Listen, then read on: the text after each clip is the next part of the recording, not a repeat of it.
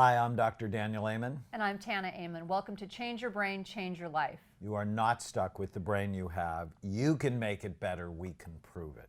We're so excited to have you with us. Today is actually one of the most important lessons that I've learned from looking at nearly 100,000 scans. In fact, if people came up to me and said, Dr. Amen, what's the single most important lesson you've learned?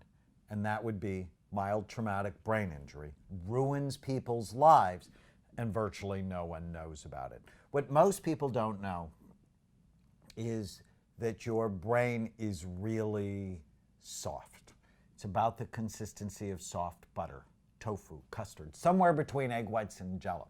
Now, that's news to most people because they think it's firm, fixed, and rubbery. So I was going to say, so when I was taking, my A&P, my anatomy and physiology classes in school, I thought of it as being this sort of hard, rubbery thing.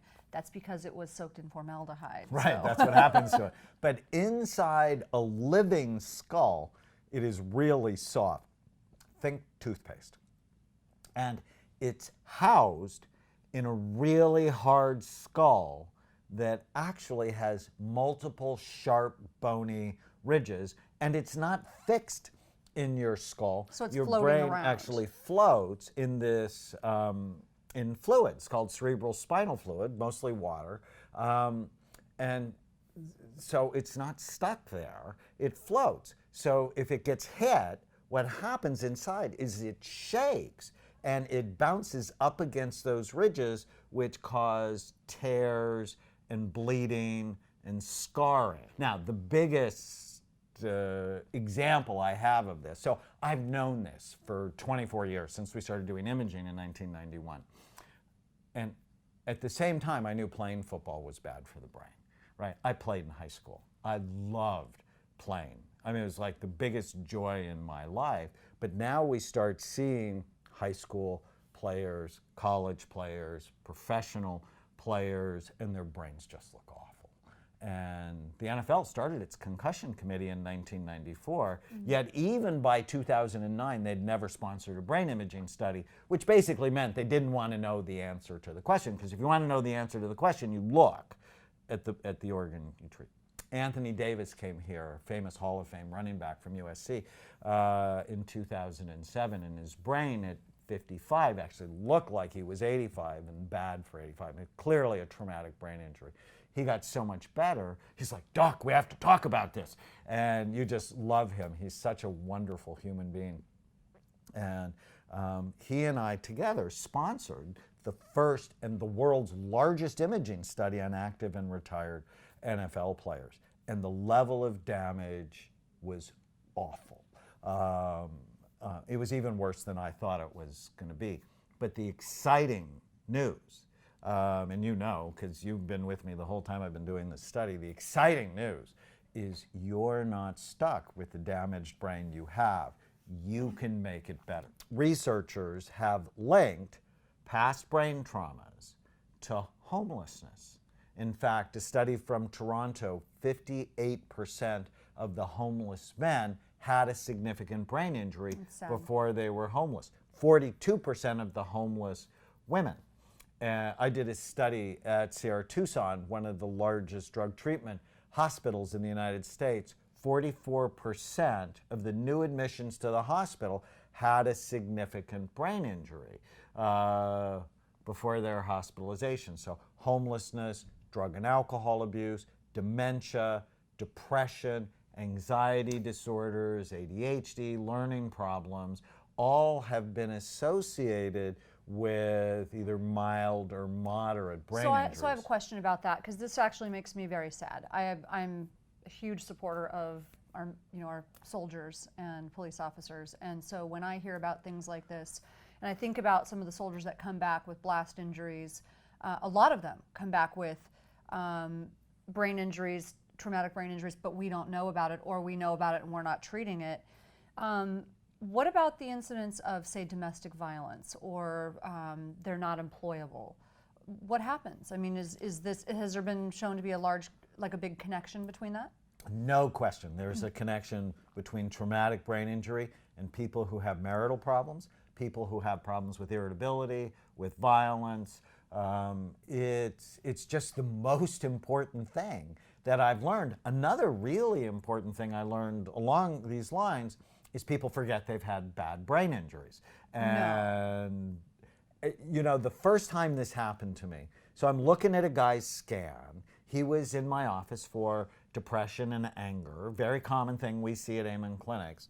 And he had a dent in the left front side of his brain. And the only way you get a dent in the left front side of your brain is from an injury from the past. And I'm like, have you ever had a brain injury? And he said, no. And I'm like, well, are you sure? And he said, I don't think so. And then in my mind, I'm thinking, well, ask him all the questions. I said, have you ever fallen out of a tree, off a fence, dove into a shallow pool? Did you have a concussion playing sports? Have you been in a bike accident, a motor vehicle accident?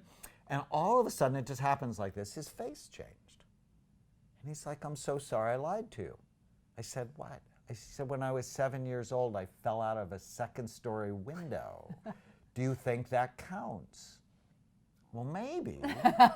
And then what I realized is people forget they have terrible or brain sometimes injuries. they don't forget, but let me just, okay, because I know you're going to go on about when I did the same thing. It happens so often. So I scanned her brain after a few weeks. We said that in the last show. So I meet him 2.5 weeks after I meet him. He's like, I need to scan you before I can keep dating you. And I'm like, I've never heard that line before. I've heard so many lines, and no one's ever told me they want to see my naked brain before, anything else. So that was just really interesting. But he asked me if I had a brain injury, because it looked like on one part of my brain that there was a dent. And he said, so when did you have a brain injury? Now, I'm a neurosurgical ICU nurse, so my idea of a brain injury is different than what he was talking about. And falling out of a second-story window? No. What I mean is, to me, when She'd someone seen has gunshot wounds. Well, to me, when you have a brain injury, you come into the hospital, you're like, intubated, you're sedated. We're like, we're going all out for these brain injuries that really are seriously. So tell them. So I'm like, so when did you have a brain injury? Because the left side, there was some low activity. I mean, she has a great brain, but I knew she was going to be somewhat of a hothead, a little bit irritable. I was right. And she's like, I've never had a brain injury. And then I went, well, are you sure? Have you ever? And then tell them what you told me. So I was in a car accident with my sister. My sister was driving, and we rolled the car at 75. She rolled the car at 75 miles an hour. She fell asleep at the wheel, and we rolled 2.5 times. I was laying back, fortunately, or I would have probably been dead because the roof of the car caved in. And so I woke up totally uninjured, I thought. And I was just grateful. I was grateful that I woke up. So I don't remember hitting my head, but there's a good chance, because I was laying down, that I hit the left side of my head on the console. I just was so happy to be walking away that it didn't really dawn on me. But think about the forces.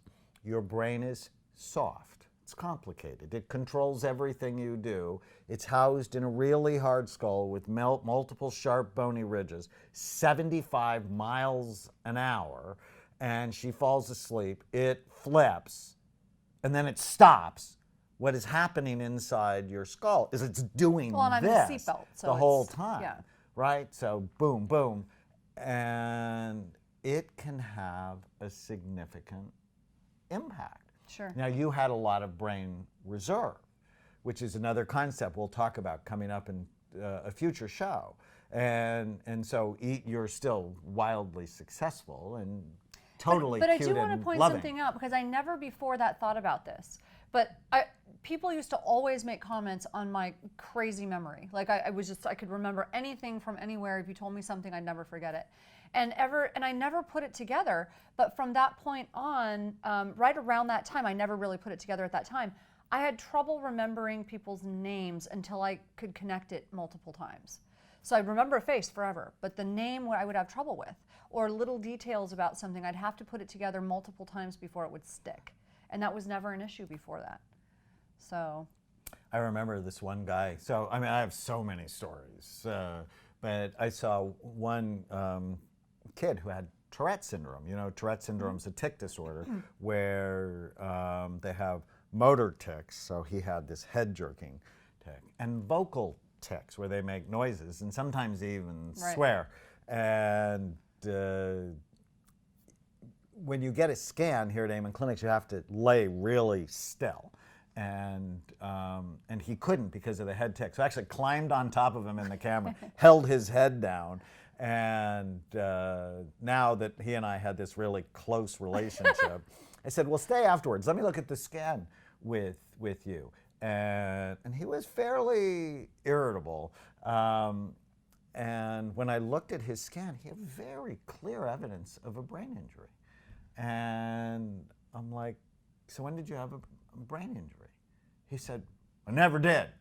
And I'm like, are you sure? And now he starts swearing at me. It's like, F no. But you know, I've been sworn at a lot. So I grew up And that's outside of his marriage. I grew up in the grocery business with my father, so that didn't really bother me. And I'm like, are you sure? F no. Have you ever been ever fallen out of a tree? F no. In a car accident? F no. Played sport? F no. And then it's like, F no, F no. And then he stopped. And he's like, oh my God, I was in a motorcycle accident. And I said, well, what happened? And he said he was riding his motorcycle around a lake, and a deer, baby deer, came out onto the road. He didn't want to hit the baby deer. And so he spilled the bike onto his left side and was unconscious. And he's like, do you think that counts? And I said, F yes. Trying to bond with my patients. That has happened so many times. So if you have ever had a significant brain injury, and Even if you don't think you did. Well, if you suffer with anger, irritability, memory issues, you really want to ask yourself, have I had a significant brain injury? And if I had, might be useful to come and get your brain scan. But the exciting news, and you know, because you've been with me the whole time I've been doing this study, the exciting news is you're not stuck with the damaged brain you have. You can make it better. Well, and I want to come back to what we were talking about earlier. And this is where I think personally, I think it's very unfair. And I know I'm very outspoken about things, but these soldiers that we talk about and our officers that we send out and we benefit from their work. These are our warriors, but they come back hurt, and we're not doing a good job of taking care of them. We are not. We're not. And they're warriors, but to that point, you are warriors. So you need to at least be armed with the knowledge of what you can do to help yourself in the meantime. Along the same lines as soldiers, one of the studies we're actually getting ready to do here at Amen Clinics is on firefighters. We are so excited about this because, like with soldiers, they're heroes. Right. They're our first responders. And I know they've been exposed to multiple accidents as they try to get quickly to the fire or to the accident. But they're also exposed to smoke inhalation, carbon monoxide, which is toxic to their brain. But the exciting news and what we learned, I mean, we've been doing this for a long time. You're not stuck with the brain you have. You can make it better. And we learned that with the NFL study. So people who had very clear evidence of damage on their brains and in their lives, 4 times the level of depression than in the general population. And there's a higher incidence of murder, right, and domestic violence, being arrested, and so on. Yeah, you look at the connection between all of those things, and we have very similar results at the end. But the exciting news is on a brain rehabilitation program, their brains can get better.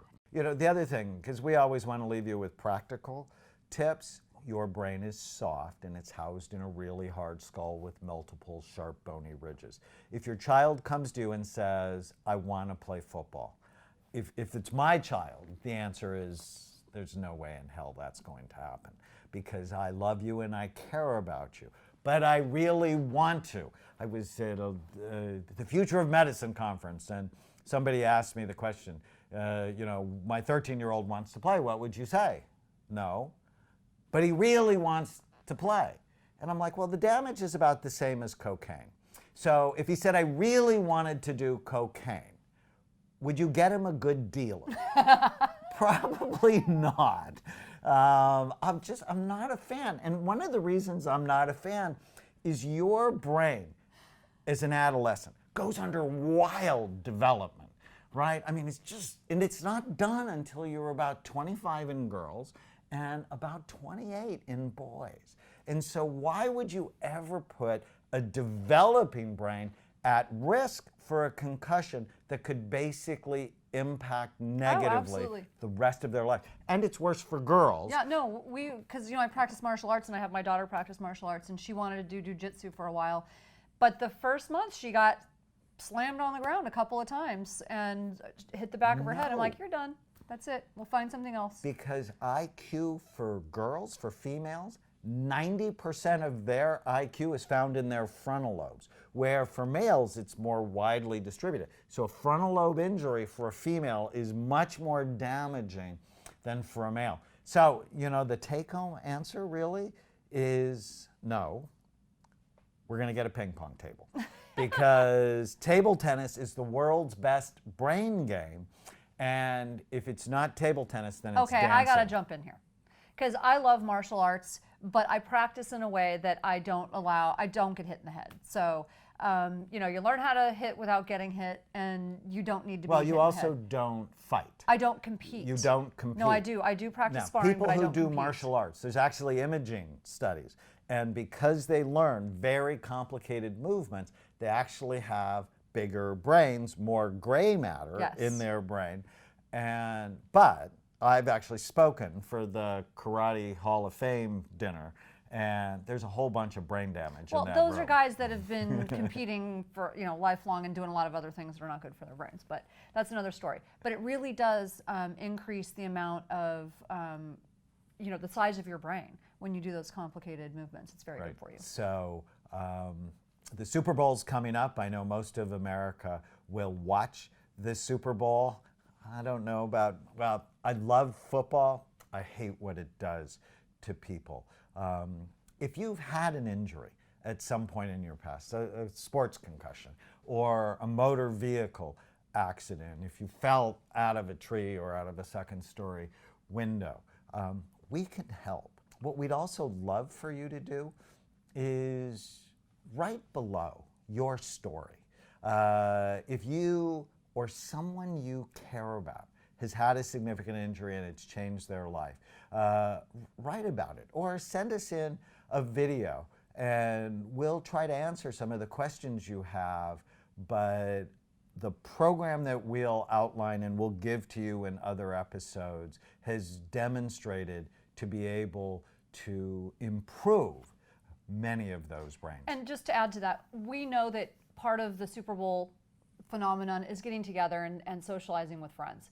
So if you're going to be watching other people damaging their brains, you don't need to be damaging your own while you're socializing with your friends. With the bad food and the alcohol. Right. Well, and so I'm happy to, what I will do is post some very simple brain healthy tips, ways to have a very fun brain healthy party for Super Bowl. Now, if you've been bad to your brain, if you're watching this and you're sort of horrified, if you've been bad to your brain, the good news is it's never too late to stop the bad things, start doing the good things, and have a better brain. And when you do, you have a better life. I'm Dr. Daniel Amen. I'm Tana Amen. Thank you.